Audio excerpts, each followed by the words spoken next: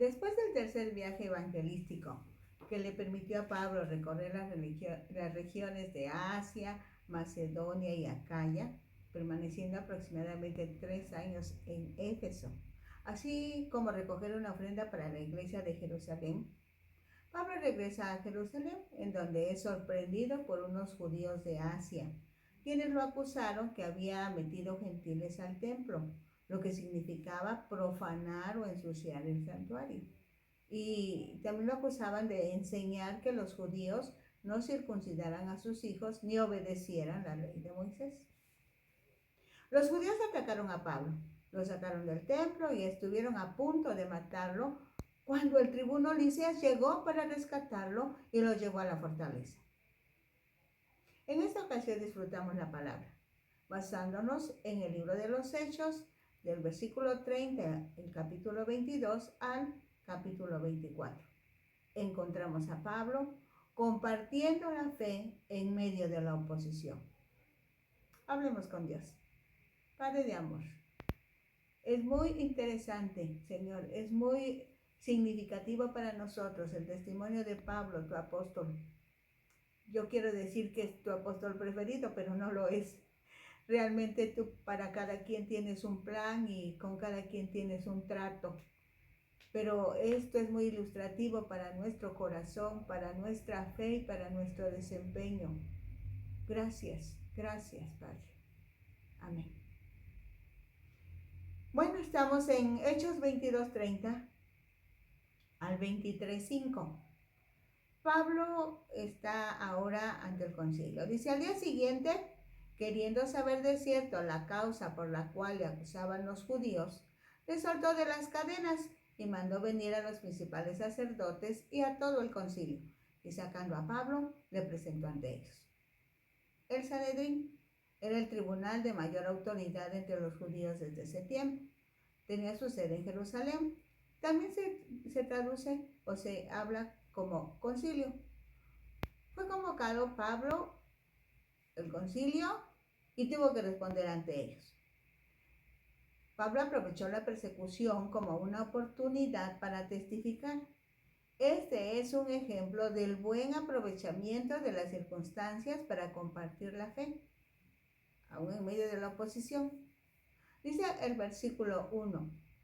Entonces Pablo, mirando fijamente al concilio, dijo, varones hermanos, yo con toda buena conciencia he vivido delante de Dios hasta el día de hoy. Pablo está desafiando al concilio al dirigirse a ellos como hermanos, pues se está colocando al mismo nivel que ese tribunal. La manera formal de dirigirse al Sanedrín era gobernadores del pueblo y ancianos de Israel. Pero Pablo no les dice así. Apela a su testimonio de buen judío. No se habla de testigos de ninguna parte, ni de una ni de otra. La ley en Deuteronomio 19:15 dice que solo por el testimonio de 2 o 3 testigos se mantendrá la acusación. Dice el versículo 2. El sumo sacerdote Ananías ordenó entonces a los que estaban junto a él que le golpeasen en la boca. Entonces Pablo le dijo, Dios te golpeará a ti, pared blanqueada. ¿Estás tú sentado para juzgarme conforme a la ley y quebrantando la ley me mandas golpear? Para entender mejor estos versículos necesitamos saber que Ananías era el sumo sacerdote, pero todos sabían que era glotón, ladrón, profano, avaro, de temperamento colérico y traidor a su pueblo al ponerse al servicio de Roma. Seguramente Ananías tomó como falta de respeto que Pablo lo llamara hermano y como autoridad creyó tener derecho de golpearlo. En Zacarías 2:8 dice, así dice nuestro Dios, yo castigaré a todas las naciones que le han hecho daño a mi pueblo. Quien le hace daño a mi pueblo, también me lo hace a mí. Por eso Pablo dice, contra la ley me mandas golpear. Ceremonialmente hablando, al tocar donde había un cadáver, se contraía impureza ritual. Y de ahí la costumbre de pintar de blanco las tumbas para que no las tocaran sin darse cuenta. Por eso llamó al sumo sacerdote sepulcro blanqueado. Está usando la expresión de Jesús en el Evangelio. Dice el versículo 4, los que estaban presentes dijeron, ¿al sumo sacerdote de Dios injurias? Pablo dijo, ¿no sabía, hermanos, que era el sumo sacerdote? Pues escrito está, no maldecirás a un príncipe de tu pueblo. El hecho de que Ananías haya infringido la ley no le daba derecho a Pablo de hacer lo mismo. Por eso la expresión no sabía, hermanos, que era sumo sacerdote. Pues en Éxodo 22-28 se encuentra la sentencia, no maldecirás a un príncipe de tu pueblo. Aunque sería muy difícil que Pablo ignorara quién era el sumo sacerdote. Parece ser que aquí no lo reconoce como sumo sacerdote, tal vez porque Ananías actuó contra la ley al mandar que golpearan a Pablo. Esto explica por qué algunos piensan que la traducción más atinada sería, yo no creía que una persona como Ananías podía ser sumo sacerdote en Israel. Pensando en lo que caracterizaba a Ananías como persona, recuerdan que era conocido como glotón, avaro, violento y demás. Dicen los versículos 6 al 10 del capítulo 23 de Hechos. Entonces Pablo, notando que una parte era de saduceos y otra de fariseos, alzó la voz en el concilio. Varones hermanos, yo soy fariseo, hijo de fariseo.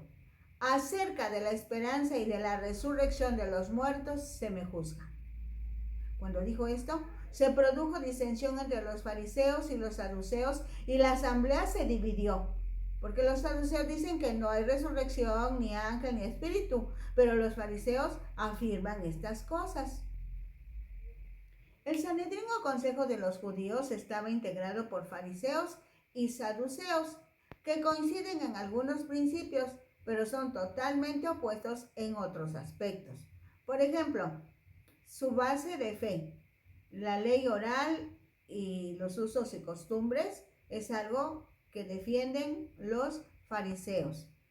Los saduceos solo se basan en el Pentateuco, lo que también se conoce como la Torá. En cuanto a la predestinación, los fariseos están de acuerdo con la predestinación, pero los saduceos defienden la enseñanza del libre albedrío. Los fariseos dicen que sí existen ángeles y que hay espíritus, pero los saduceos no aceptan esa enseñanza. Y cuando llegamos a la resurrección de los muertos, los saduceos niegan la resurrección de los muertos, pero los fariseos la reconocen, la aceptan, la defienden. Entonces, el tema de la resurrección de los muertos fue lo que Pablo utilizó para regresar el conflicto al Sanedrín y que a él lo dejaran en paz. Y así sucedió. Dice el versículo 9, y hubo un gran vocerío, y levantándose los escribas de la parte de los fariseos, contendían diciendo, ningún mal hallamos en este hombre, que si un espíritu le ha hablado o un ángel, no resistamos a Dios. Los escribas eran los encargados de obtener las copias de los rollos en donde estaba anotado el Antiguo Testamento. Son clasificados entre los principales sacerdotes y los ancianos. En el Nuevo Testamento se pronuncian varios ayes en contra de ellos, los pronunció el Señor Jesús. Así, los hombres que serían un ejemplo para los demás fueron públicamente denunciados porque con sus acciones negaban lo que enseñaban con sus palabras. Un escriba podía ser fariseo o saduceo. Los fariseos siempre tuvieron en cuenta el interés público. Provenían de la clase media-baja, cuyo oficio era de artesanos, o sea, eran hombres comunes que buscaban cumplir la ley. Los fariseos destacaban el cumplimiento individual de todos los aspectos de la ley, del que el culto era solo una parte. Los saduceos pertenecían a los terratenientes adinerados. Sus principales aliados eran del clan sacerdotal. Los saduceos consideraban que el culto del templo constituía el centro y el propósito principal de la ley. ¿Se dan cuenta cómo hasta hoy esa manera de pensar influye de un lado y del otro? Ahora se explican por qué para muchas personas solo cuentan que tú vayas al templo, al culto. Lo demás lo dejan pendiente. Son esas influencias. Regresando al conflicto con Pablo, el que haya exclamado que era juzgado porque creía en la resurrección de los muertos, ocasionó que los fariseos se lanzaran en defensa de Pablo, y ahora la crisis se dio dentro del concilio o Sanedrín. Dice el versículo 10 del capítulo 23 de Hechos: y habiendo grande disensión, el tribuno, teniendo temor de que Pablo fuese despedazado por ellos, mandó que bajasen soldados y le arrebatasen de en medio de ellos y le llevasen a la fortaleza. Nuevamente el tribuno romano tuvo que rescatar a Pablo de una disputa entre judíos. Para ese momento, el tribuno sabía bien que los judíos no podían ponerse de acuerdo en este asunto, que era 100% religioso, algo que desconocían los soldados romanos, por lo que no podían soltar a Pablo, pues corría peligro de muerte si caía en manos de los que no creían en la resurrección. Dice el versículo 11. A la noche siguiente se le presentó el Señor y le dijo: ten ánimo, Pablo, pues como has testificado de mí en Jerusalén, así es necesario que testifiques también en Roma. Aquí está la confirmación de que Pablo iría a Roma, pero no le dice cuándo ni de qué manera. Dicen los versículos 12 al 15. Venido el día, algunos de los judíos tramaron un complot y se juramentaron bajo maldición, diciendo que no comerían ni beberían hasta que hubiesen dado muerte a Pablo. Eran más de 40 los que habían hecho esta conjuración, los cuales fueron a los principales sacerdotes y a los ancianos y dijeron: nosotros nos hemos juramentado bajo maldición a no gustar nada hasta que hayamos dado muerte a Pablo. Ahora pues, vosotros con el concilio requerid al tribuno que le traiga mañana ante vosotros, como que queréis indagar alguna cosa más acerca de él, y nosotros estaremos listos para matarle antes que llegue. Varios de los miembros del Sanedrín estaban en la conspiración. El resto, junto con el tribuno, serían engañados. El pretexto: necesitaban otra reunión para investigar con exactitud la situación. Pero el plan era que mientras llevaran a Pablo de la fortaleza al lugar donde sería la reunión, alguien lo mataría. Ahora veamos en Hechos 23, de los versículos 16 al 22. Mas el hijo de la hermana de Pablo, oyendo hablar de la celada, fue y entró en la fortaleza y dio aviso a Pablo. Como buenos judíos exclusivistas, es de esperarse que cuando Pablo se convirtió al evangelio de Jesucristo, su familia lo desechó. Quizá por eso la expresión de Pablo en Filipenses 3:8, cuando dice: estimo todas las cosas como pérdida por el conocimiento de Cristo Jesús, por amor del cual lo he perdido todo y lo tengo por basura para ganar a Cristo. En ese tiempo los prisioneros romanos, Pablo contaba con la nacionalidad romana, tenían acceso a sus parientes y amigos, los que podían llevarle alimentos y algunas otras comodidades. Probablemente su sobrino fue a visitarlo cuando se hallaba bajo custodia en la fortaleza. Dice el versículo 17, Pablo, llamando a uno de los centuriones, dijo: lleva a este joven ante el tribuno porque tiene cierto aviso que darle.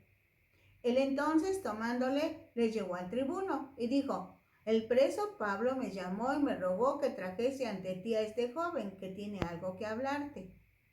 El tribuno, tomándole de la mano y retirándose aparte, le preguntó: ¿qué es lo que tienes que decirme? Él le dijo, los judíos han convenido en rogarte que mañana lleves a Pablo ante el concilio, como que van a inquirir alguna cosa más acerca de él. Pero tú no les creas, porque más de 40 hombres de ellos le acechan, los cuales se han juramentado bajo maldición a no comer ni beber hasta que le hayan dado muerte, y ahora están listos esperando tu promesa.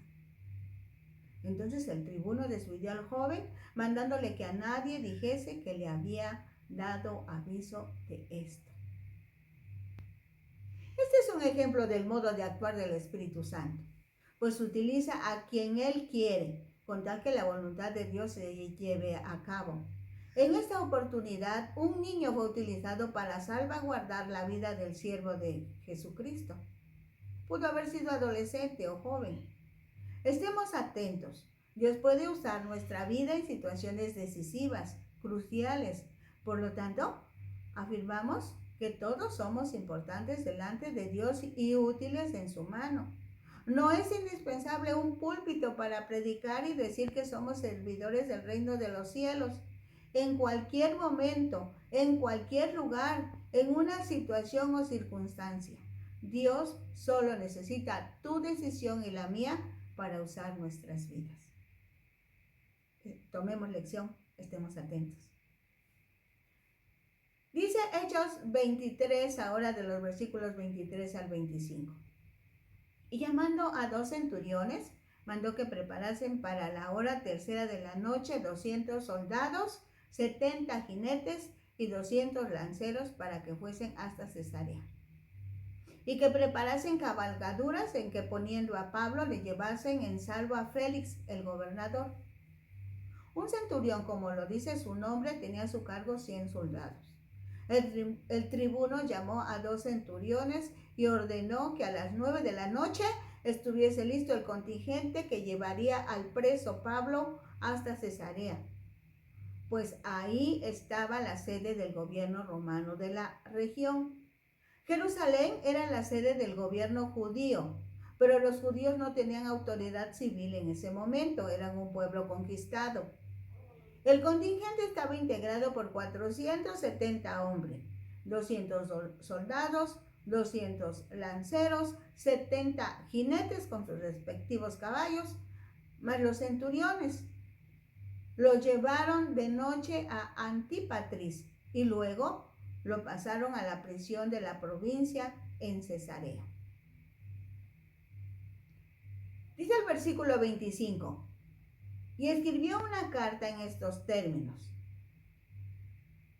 Claudio Lisias, al gobernador, el excelentísimo gobernador Félix, salud.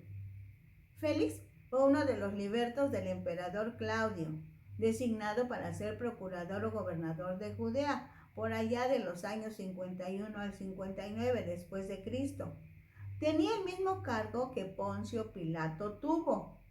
Dice el versículo 23, a este hombre, aprehendido por los judíos y que iban ellos a matar, lo libré yo acudiendo con la tropa, habiendo sabido que era ciudadano romano. Y queriendo saber la causa por qué le acusaban, le llevé al concilio de ellos. Y hallé que lo acusaban por cuestiones de la ley de ellos, pero que ningún delito tenía digno de muerte o de prisión. Pero al ser avisados de acechanzas que los judíos habían tendido contra este hombre, al punto le he enviado a ti, intimando también a los acusadores que traten delante de ti lo que tengan contra él. Pásalo bien. Lucas es el autor del libro de los Hechos. Parece extraño que después de tiempo haya podido conocer el contenido de la carta enviada de Jerusalén a Judea, pues más parece una carta personal y no tanto oficial. Tal vez se leyó en voz alta en la corte cuando Pablo estuvo delante de Félix para responder a las acusaciones que le hacían los judíos. También puede ser que el gobernador le haya dado una copia a Pablo como cortesía por ser ciudadano romano. Vamos a los versículos 31 al 35 del capítulo 23 de Hechos. Y los soldados, tomando a Pablo como se les ordenó, le llevaron de noche a Antípatris, y al día siguiente, dejando a los jinetes que fuesen con él, volvieron a la fortaleza. Cuando aquellos llegaron a Cesarea y dieron la carta al gobernador, presentaron también a Pablo delante de él. Y el gobernador, leída la carta, preguntó de qué provincia era y habiendo entendido que era de Cilicia, le dijo: te oiré cuando vengan tus acusadores. Y mandó que le custodiasen en el pretorio de Herodes, el palacio de Herodes en Cesarea, en donde Pablo estuvo encarcelado. En el capítulo 24 de los versículos 1 al 9 tenemos: 5 días después descendió el sumo sacerdote Ananías con algunos de los ancianos y un cierto orador llamado Tértulo y comparecieron ante el gobernador contra Pablo. Los acusadores llegaron después de viajar 95 kilómetros desde Jerusalén hasta Cesarea, donde estaba la sede del gobierno romano en esa región. Y cuando éste fue llamado, Tértulo comenzó a acusarle diciendo: como debido a ti gozamos de gran paz y muchas cosas son bien gobernadas en el pueblo por tu prudencia, oh excelentísimo Félix, lo recibimos en todo tiempo y en todo lugar con toda gratitud. El saludo era una alabanza engañosa para Félix a fin de ganar su favor. Versículo 4. Pero por no molestarte más largamente, te ruego que nos oigas brevemente conforme a tu equidad, porque hemos hallado que este hombre es una plaga y promotor de sediciones entre todos los judíos por todo el mundo y cabecilla de la secta de los nazarenos. La secta de los nazarenos es una despectiva denominación a los cristianos que para los judaizantes era una herejía. Dice el versículo 6. Intentó también profanar el templo y prendiéndole quisimos juzgarle conforme a nuestra ley. Pero interviniendo el tribuno Licias con gran violencia le quitó de nuestras manos, mandando a sus acusadores que viniesen a ti. Tú mismo, pues, al juzgarle, podrás informarte de todas estas cosas de que le acusamos. Las acusaciones no son tales, pues su expresión es muy vaga, no precisa y mucho menos presenta pruebas. El versículo 9. Los judíos también confirmaban diciendo ser así todo. Habiéndole hecho señal el gobernador a Pablo para que hablase, éste respondió: porque sé que desde hace muchos años eres juez de esta nación, con buen ánimo haré mi defensa. A diferencia de Tértulo, la participación de Pablo fue sencilla y directa. Vamos a los versículos 10 al 21 del capítulo 24. Como tú puedes cerciorarte, no hace más de 12 días que subí a adorar a Jerusalén. Y no me hallaron disputando con ninguno, ni amotinando a la multitud, ni en el templo, ni en la sinagoga, ni en la ciudad. Ni te pueden probar las cosas de que ahora me acusan. Pablo contradice firmemente las acusaciones vagas que había presentado Tértulo. Exige pruebas que sabe perfectamente que no podrán presentar. En el versículo 14 se lee: pero esto te confieso, que según el camino que ellos llaman herejía, así sirvo al Dios de mis padres, creyendo todas las cosas que en la ley y en los profetas están escritas, teniendo esperanza en Dios, la cual ellos también abrigan, de que ha de haber resurrección de los muertos, así de justos como de injustos. Y por esto procuro tener siempre una conciencia sin ofensa ante Dios y ante los hombres. Pablo presentó las verdades del Evangelio. Admitió que era cristiano. La esencia de su comentario era que la creencia de grupos cristianos, de judíos como de fariseos o saduceos, era lo que estaba en discusión. Por eso dice: tengo esperanza en Dios, la cual ellos mismos también abrigan. Pero pasados algunos años, vine a hacer limosnas a mi nación y presentar ofrendas. Estaba en ello cuando unos judíos de Asia me hallaron purificado en el templo, no con multitud ni con alboroto. Afirma categóricamente que no contaminó el templo. Sí, llevaba donativos, ofrendas, y que estaba purificado según la ley de Moisés en el momento que lo tomaron los judíos y lo sacaron del templo. En el versículo 19 en adelante se lee: ellos debieran comparecer ante ti y acusarme si contra mí tienen algo. O digan estos mismos si hallaron en mí alguna cosa mal hecha cuando comparecí ante el concilio, a no ser que estando entre ellos prorrumpí en alta voz acerca de la resurrección de los muertos, soy juzgado hoy por vosotros. Pablo dice, que me acusen los judíos de Asia, que son los que me encontraron, porque los que estaban presentes en ese momento quizá supieran de lo sucedido en Jerusalén y en todo caso de los resultados en la confrontación con el Sanedrín, lo que comprobaría que no habían cargos por mala conducta de Pablo. Algo que iban a comprobar es que las diferencias eran entre las creencias de las sectas, sobre todo el asunto de la resurrección.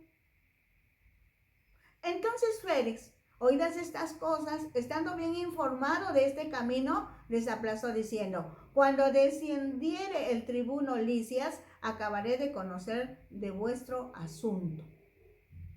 Félix tenía 6 años como gobernador, así que sabía que los cristianos, que eran llamados los del camino, vivían pacíficamente y no iban por el mundo armando desórdenes.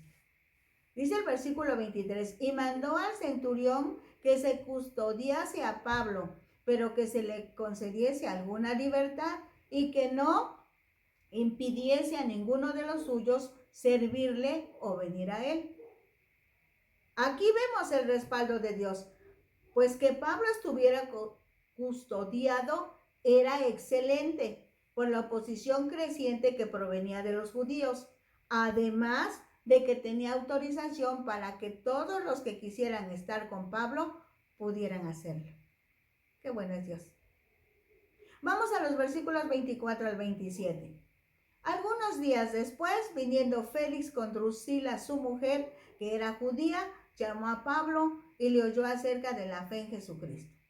Pero al disertar Pablo acerca de la justicia, del dominio propio y del juicio venidero, Félix se espantó y dijo, ahora vete, pero cuando tenga oportunidad te llamaré. Pablo testificó nuevamente acerca de su fe en Jesucristo, cumpliéndose la palabra que había recibido, que lo llevaría ante autoridades, ante gentiles, para que entregara el mensaje de salvación por gracia. Tú y yo tenemos esa oportunidad, aquí y ahora. Hagámoslo en libertad. No esperemos estar custodiados. Dice, Félix y Pablo conversaron. Félix, como Herodes Antipa, tomó la mujer de otro hombre. Así Pablo incomodó a Félix cuando le enseñó la verdad del evangelio aplicable a su vida. Dice el versículo 26. Esperaba también con esto que Pablo le diera dinero para que le soltase, por lo cual muchas veces lo hacía venir y hablaba con él. Pero al cabo de 2 años recibió Félix por sucesor a Porcio Festo, y queriendo Félix congraciarse con los judíos, dejó preso a Pablo. Políticamente hablando, había una discusión sobre si Cesarea era una ciudad judía o griega, y los judíos y los griegos estaban peleando esa posición. En un momento determinado se dio un enfrentamiento violento en el que los judíos llevaban las de ganar, pero Félix mandó tropas en defensa de los griegos. Miles de judíos murieron y las tropas saquearon las casas de los judíos de la ciudad, sobre todo las de los más ricos judíos. Los judíos ejercieron su derecho de denunciar este asunto a Roma directamente.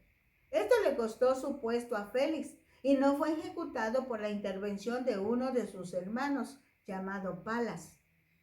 Félix era corrupto. Por eso, aunque estaba convencido de que debía darle su libertad a Pablo, no lo hacía para congraciarse con los judíos y esperando algún dinero ofrecido por Pablo a sus amistades. Así que dejó preso a Pablo hasta que llegó Porcio Festo, quien ejerció el cargo de los años 59 a 61 después de Cristo aproximadamente. Pablo no perdía la oportunidad de dar testimonio de su fe en Jesucristo. Tomemos la lección, compartamos nuestra fe, cumplamos el propósito de Dios para nuestra vida. La próxima semana, si vivimos, estaremos siendo testigos de la apelación de Pablo y la decisión de enviarlo directamente a Roma.